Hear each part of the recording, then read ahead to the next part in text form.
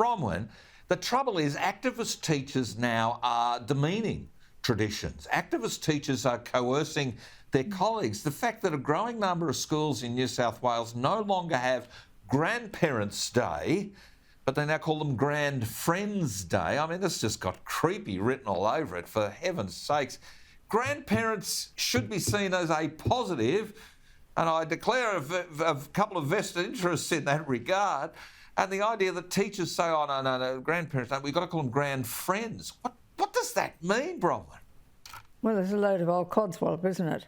I mean, remember that the organisation was, P&C was parents and citizens.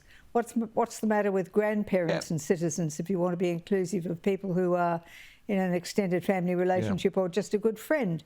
But it's part of this a general attack on the family, which is the bolster against socialism. And I'm afraid the unions are socialist. And that's just a matter of fact. I think there's a need to have a whole rethink about the number of years that people stay at school. When I went through, I did the leaving certificate. That was 5 years, not 6 years of high school.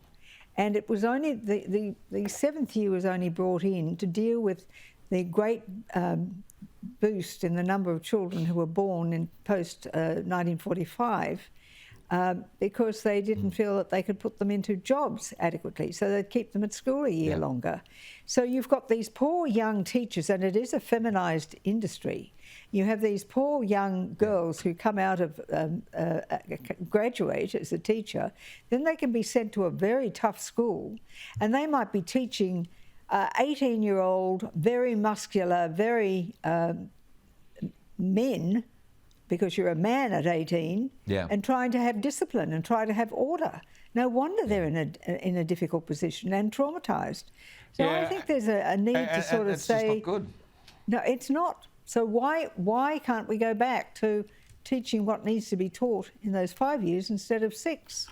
Then you cut out that extra year. It means you've got people going into the workforce if they want to go into the TAFE system earlier. And it means that I think that you could lessen the problem of this teacher shortage because you've cut out a whole year. I think we could rebalance it. It's an idea I haven't heard anyone float, but I certainly think it's worthwhile looking at. There's certainly worth having a debate about it. There is not one size fits all, and I must say school-based apprenticeships where they work really well, so 15-year-olds, boys and girls, taking on trade training, learning, and are far more settled in the classroom as a result.